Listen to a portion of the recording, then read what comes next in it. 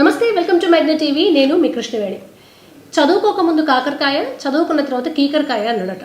మనది అట్లనే ఉంది. చదివేస్తే ఉన్నమతిపోవడం అంటారు దాన్ని. ఎందుకు అనాల్సి వస్తుందంటే పండుగలు.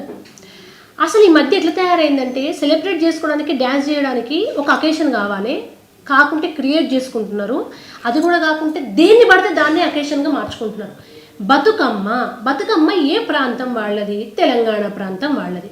ఇప్పుడు అందరూ జరుపుకుంటున్నారు. అంతకన్నా ఆనందకరమైన విషయం మరొకటి లేదు, ఒప్పుకుందాం. బతుకమ్మ ఏంటిది? పూల పండుగ. అన్ని తంగేడు లాంటి పూలని, ఎప్పుడూ దొరకని పూలు, ఏ పూజకు వినియోగించని పూలు, వాటికి ఒక ప్రాశస్త్యం ఉంటుంది. తీసుకొచ్చి పసుపు గౌరమ్మ చేసుకొని పూలని, ప్రకృతిని అమ్మవారిగా భావించి చేసే ఒక కల్చర్. దాని వెనుక సైంటిఫిక్ రీజన్ ఏంది? ఇప్పుడు వర్షాకాలం అంతా వర్షాలు పడి అప్పట్లో నదుల నీళ్ళే తీసుకుపోయి బిందెలలో పట్టుకుపోయి మోసుకొచ్చుకోవటం, ఫిల్టర్ ఉండకపో కనుక అవంతా మురికైతుంది. ఈ పూలల్లో ఒక ఔషధీ గుణాలు ఉంటాయి కనుక వీటిని మన లాస్ట్కు నిమజ్జనం చేసే టైంలో బతుకమ్మని తీసుకుపోయి నీళ్ళలో కలుపుతాం కనుక ఈ పూల ద్వారా అది మొత్తం కూడా ఫిల్టర్ అవుతాయి వాటర్ అనేది. ఇది సైంటిఫిక్ రీజన్.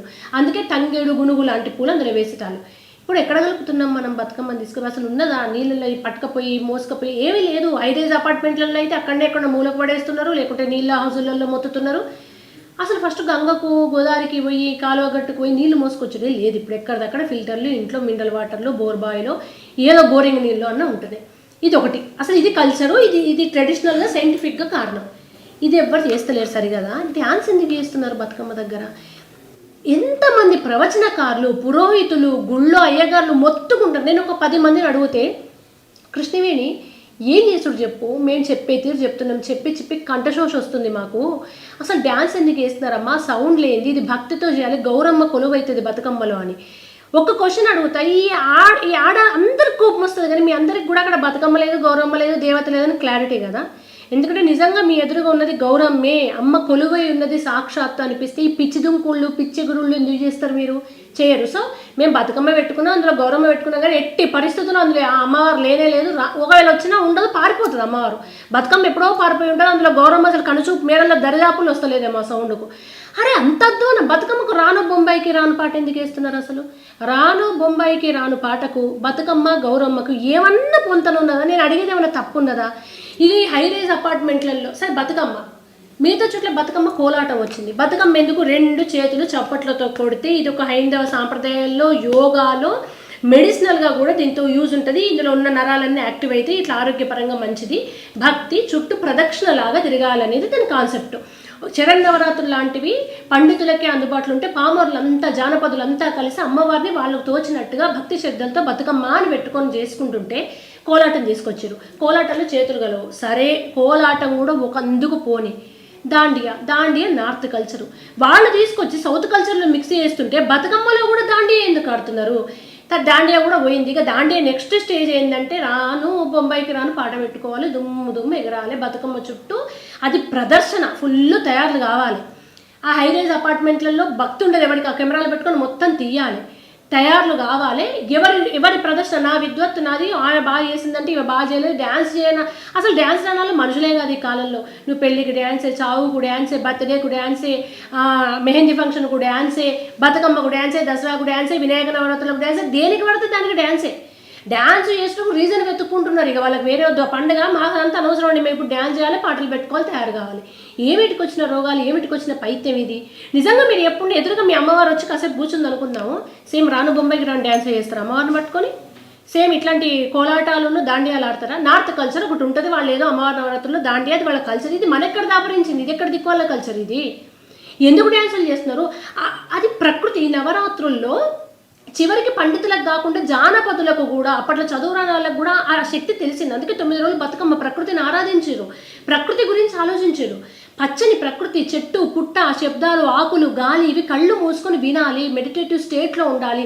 ప్రకృతి 9 రోజులు అత్యంత శక్తివంతంగా ఉంటుంది. అది పక్కన పెట్టి అసలు ప్రకృతి కాదు కదా, పక్కోళ్ళ మాట కూడా వినరాకుండా డీజేలు, విపరీతమైన సౌండ్లు, ఆ సౌండ్లు పెట్టకుండా అయ్యా గుండెపోట్లు వస్తున్నాయి. వినాయక నవరాత్రుల్లో కూడా డాక్టర్లు మొత్తుకున్నారు, అంత హై వోల్టేజ్ సౌండ్స్ వల్లనే గుండెకి ఇబ్బంది అవుతుందండి. లాస్ట్ టైం అయితే దాండియాలో 100 మంది హార్ట్ అటాకులతో చచ్చిపోయారు. ప్రకృతి వినడు కాదు, పక్కన మాట విని రాకుండా ఫుల్ సౌండ్, ఫుల్ డ్యాన్సులు. వీటికి ఇంత దరిద్రంగా తయారవుతున్నారు. అసలు ఒక పండుగ ఈ రాను ఇప్పుడే గంగల కలిసింది 10-15 ఏళ్ళ నుంచి. ఒక 30 ఏళ్ళ తర్వాత బతుకమ్మ అంటే ఏంటి, డ్యాన్స్ అంటారు, అంతే కాదు, ఒక డ్యాన్స్ ఫెస్టివల్ అయిపోయింది. నెక్స్ట్ తరానికి ఏం చెప్తారు? బతుకమ్మ అంటే ఏంటిది? రేపు మీ పిల్లలు వచ్చి అవునా గౌరమ్మ దేవతన, మరి దేవత ముందు ట్రెండింగ్ పాటలు ఉన్న ఐటమ్ సాంగ్స్ ఎందుకు చేస్తున్నారంటే ఏం ఆన్సర్ చెప్తారు మీరు? అసలు బతుకమ్మకు డ్యాన్స్ ఎందుకు చేస్తున్నారంటే ఏం చెప్తారు?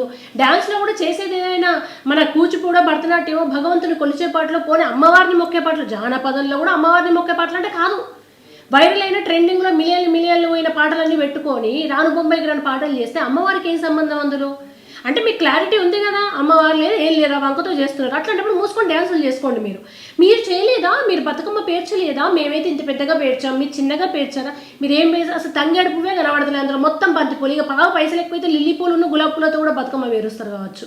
అసలు ఎందుకు మొదలు పెట్టిర్రు? కాన్సెప్ట్ ఏంది? ప్రకృతి ఏం చేస్తున్నావు? ఎందుకు చేస్తలేవు? మినిమం సోయలేదు. సోయి తప్పి ఎగరాలు దుంకలు గొర్రెలం తెలుసా? మనం లిటరల్గా గొర్రెలం. మనం వేరాలని అనొద్దు. ఒక గొర్రె పోతే ఆ దారిలో అందరం పోవాలి. మనం దయచేసి ఆగి సోయి తెచ్చుకొని మనం బతుకమ్మ ఇందుకు ప్రకృతిని కాపాడాలి. ఈ నవరాత్రులు కాలం మారే టైము, సీజన్ మారుతుంది, అంటరోగాలు రాకుండా, నీళ్లు బాగుండడం కోసం, గౌరమ్మని భక్తితో కొలవడం కోసం ఈ బేసిక్ రండి. వచ్చేసి వెనక్కి వచ్చి కొంచెం మీ పెద్దవాళ్ళు ఉంటే కనుక్కోండి. ఇక పెద్ద మనుషులు అయితే పాపం మునుపు పెద్ద ముత్తేదు అని 5 రౌండ్లు వాళ్ళతో తిప్పిద్రు. ఇప్పుడు నీకు మోకాళ్ళ లోపల నుండి పెద్ద ముత్త అయితే నువ్వు పక్కకు చూడవు, నువ్వు డ్యాన్స్ చేయవు, దాండియా చేయవు. ఇప్పుడు అక్కడికే రారు వాళ్ళు. ఇప్పుడు డ్యాన్సులు చేసే టాళ్ళకి డిమాండ్. ముత్తేదలు కూడా ఫ్యూచర్లో డ్యాన్స్ చేసుకుంటూ వస్తేనే తీసుకొస్తారు కావచ్చు. తమలపాకును దానికి తీసుకోంగ కూడా 2 స్టెప్పులు వేయాలి కావచ్చు. అట్లా తయారైంది దరిద్రం. ఎవరు తప్పుంది? ప్రవచనకారులు మొత్తుకున్నారు, అయ్యగారులు మొత్తుకున్నారు, గుళ్ళో పూజారులు అయితే ఏమి దరిద్రం అమ్మా ఇదని పాపం అందరూ అదే మొత్తుకుంటారు. మనం వినం కదా, మనం ఫస్ట్ ఉంటాం చెడగొట్టుట్లో, చెడిపోవట్లో, తోపులో ఉంటాం మనం. ఇంకా మన కల్చర్ని మనం భావితరాలకు అందజేస్తాం. వెస్టర్న్ కంట్రీస్ వాళ్ళు వచ్చి మన సైన్స్ను, మన వేదాలని, మన పండుగల్ని, వాటి ప్రాశస్త్యాన్ని మంచిగా చెప్తున్నారు.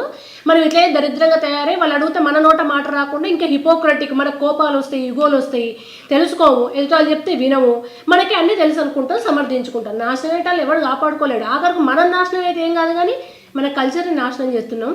కనీసం తెలుసుకోండి. పై తరాలు ఉన్నారు కదా, పోయి కూర్చొని ఏం చేస్తున్నాము, అమ్మవారు వస్తే ఎట్లా ఉండాలి అనేది కొంచెం తెలుసుకుంటే బెటర్. ఎందుకంటే కలి విపరీతంగా ఉంది, ఇంకా నాశనం అవుతాం మనం.